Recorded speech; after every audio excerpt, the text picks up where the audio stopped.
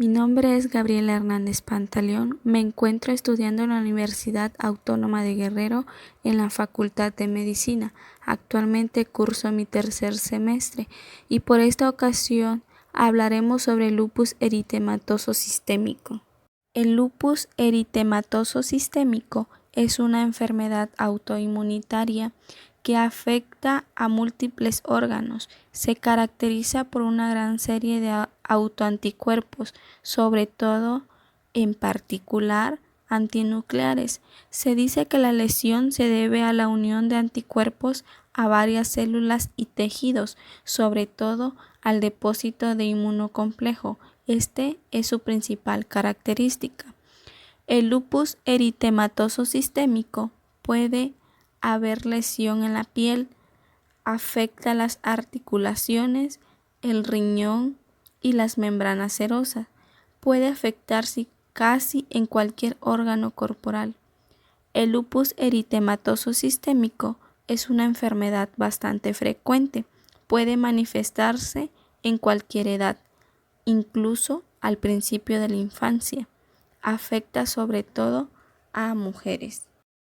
A continuación tenemos una presentación sobre criterios para la clasificación del lupus eritematoso sistémico. Contamos con criterios clínicos y criterios inmunológicos. Dentro de criterios clínicos encontramos lupus cutáneo agudo. Esta se define como exantema malar, que es un eritema fijo, plano o elevado en las eminencias malares. Encontramos también lupus cutáneo crónico, que se va a definir como exantema discoide, que son placas eritematosas elevada con descamación queratósica adherente y tapones foliculares.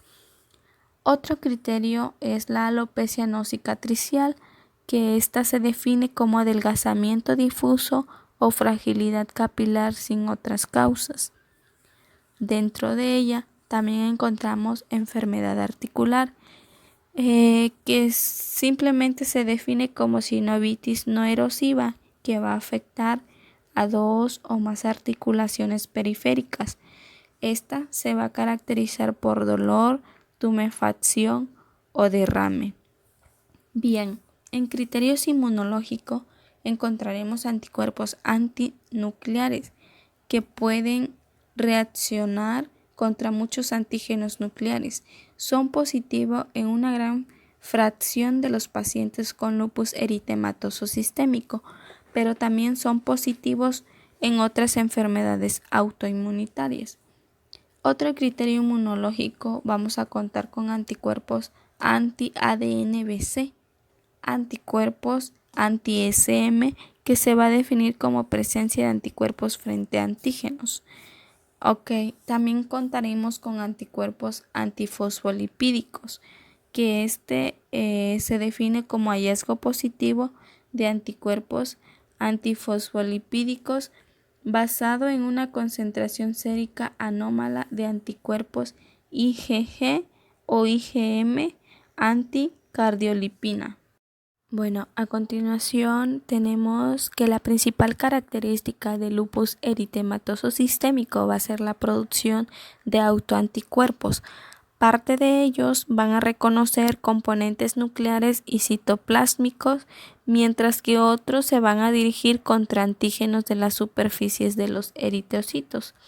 Bien, los anticuerpos antinucleares, recordemos que van a ser genéricos, que van a reaccionar contra muchos antígenos nucleares, son positivos en una gran fracción de los pacientes con lupus eritematoso sistémico.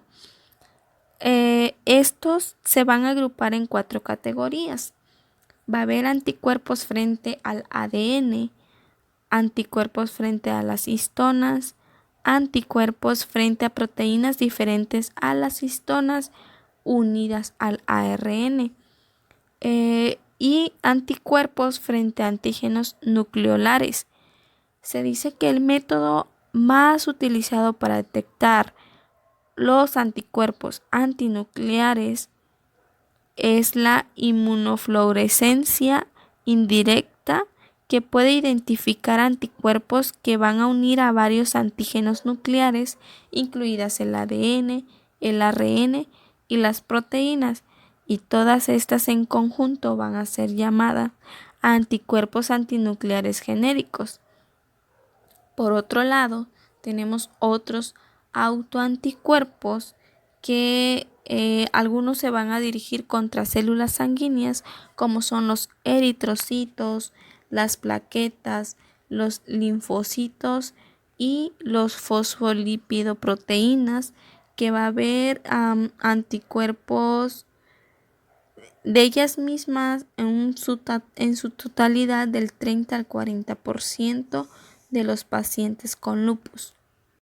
Tenemos a la vista patrones de tinción de los anticuerpos antinucleares, donde podemos apreciar en la figura A una tinción homogénea o difuso, donde suele reflejar la presencia de anticuerpos frente a la cromatina, las histonas y en ocasiones el ADN bicatenario.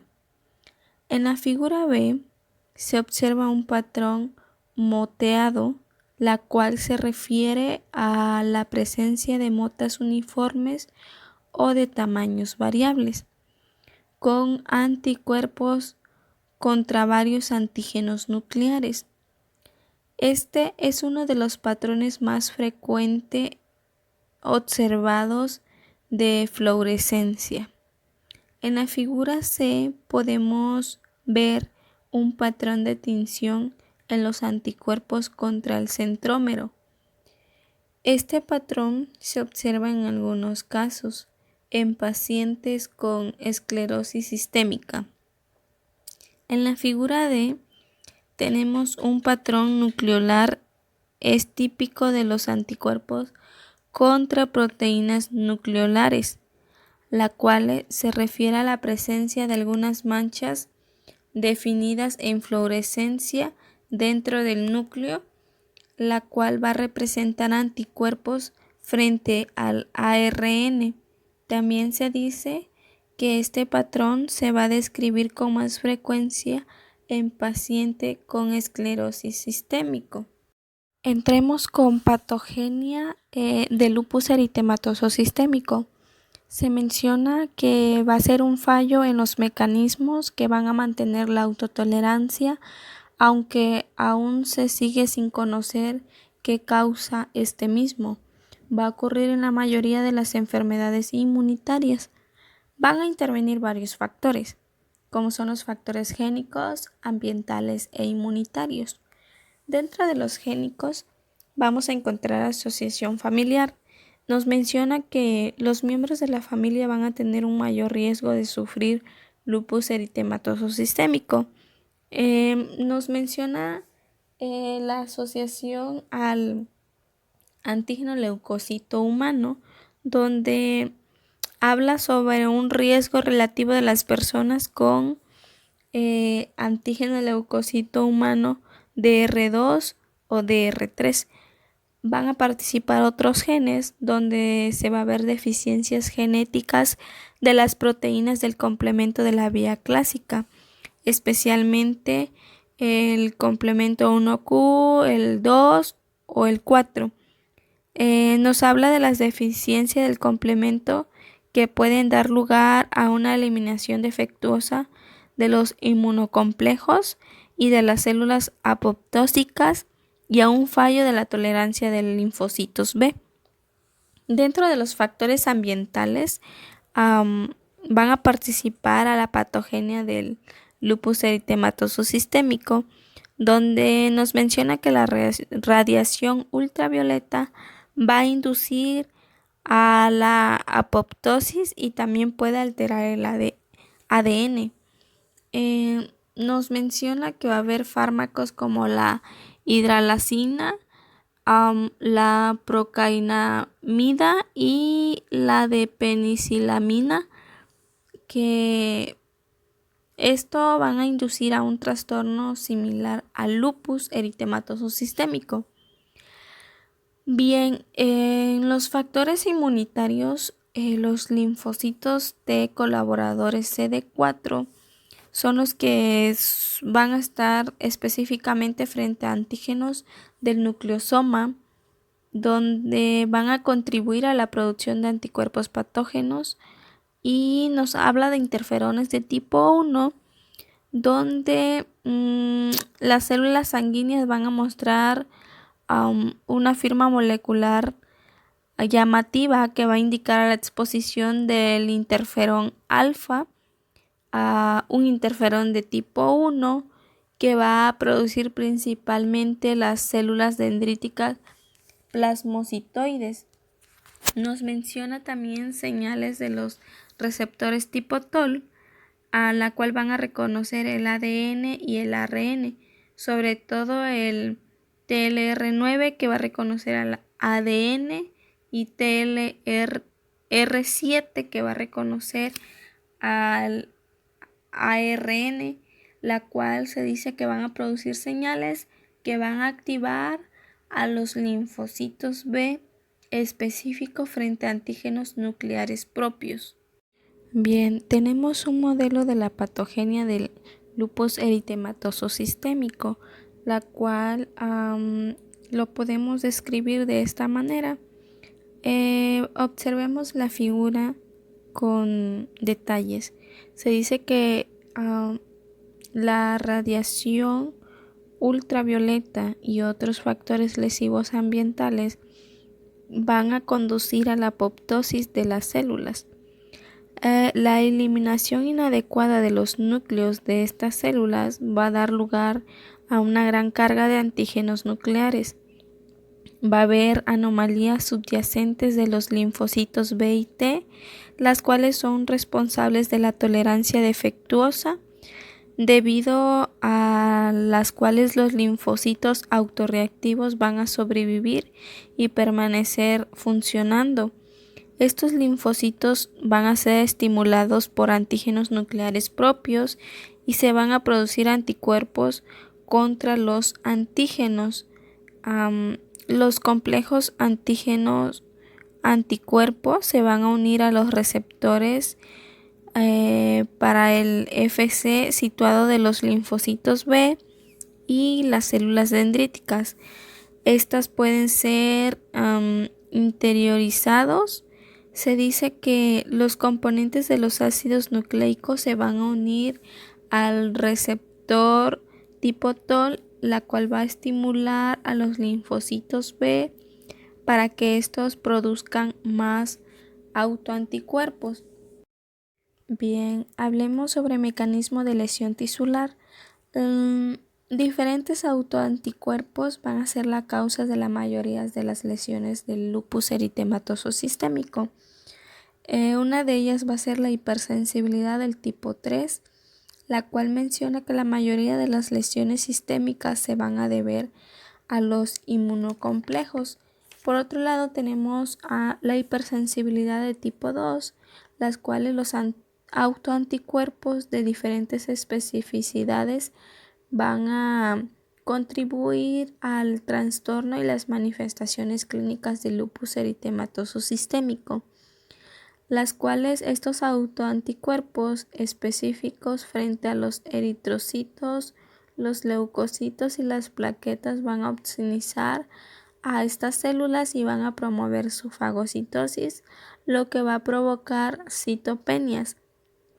Por otro lado, tenemos síndrome por anticuerpos antifosfolipídicos, las cuales los pacientes con anticuerpos antifosfolipídicos pueden sufrir trombosis venosas y arteriales, las cuales se pueden asociar a abortos espontáneos repetidos y a isquemia cerebral u ocular focal. También hablan sobre manifestaciones neuropsiquiátricas del lupus eritematoso sistémico, la cual se van a atribuir a anticuerpos que van a atravesar la barrera hematoencefálica y van a reaccionar con neuronas o receptores para varios neurotransmisores. Aquí nos muestran unas microfotografías sobre nefritis lúpicas, en el cual En la figura A podemos apreciar una glomerulonefritis proliferativa focal, que esta se va a clasificar como el número 3, la cual se va a definir por afección de menos del 50% de todos los glomérulos, las cuales las lesiones pueden ser segmentarias, afectando solo a una porción del glomérulo, o pueden ser globales, que puede afectar a todo el glomérulo, la cual nos menciona que los glomérulos afectados pueden exhibirse tumefacción y proliferación de células endoteliales y mesangiales asociadas a la acumulación de leucocitos, necrosis capilar y trombos hialinos. En la figura B observamos una glomerulonefritis proliferativa difusa, la cual se clasifica como el número 4 y va a ser la forma más frecuente y grave de nefritis lúpica. Las lesiones son idénticas a la clase 3, pero difieren en extensión. En la nefritis lúpica difusa, la mitad o más de los glomérulos que están afectados. Los glomérulos afectados van a mostrar una proliferación de células endoteliales, mesangiales y epiteliales.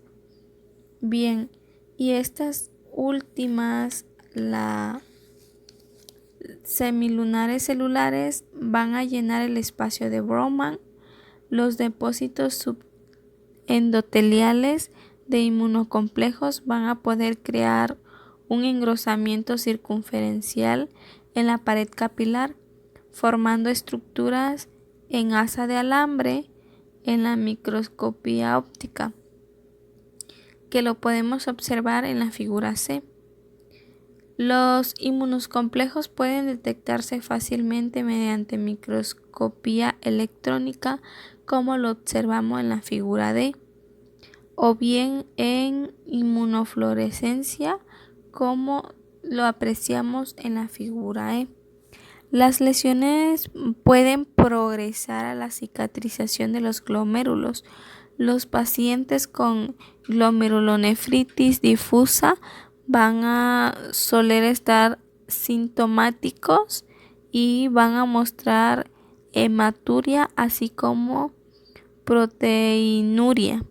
La hipertensión y la insuficiencia renal de leve a intensa son también frecuentes.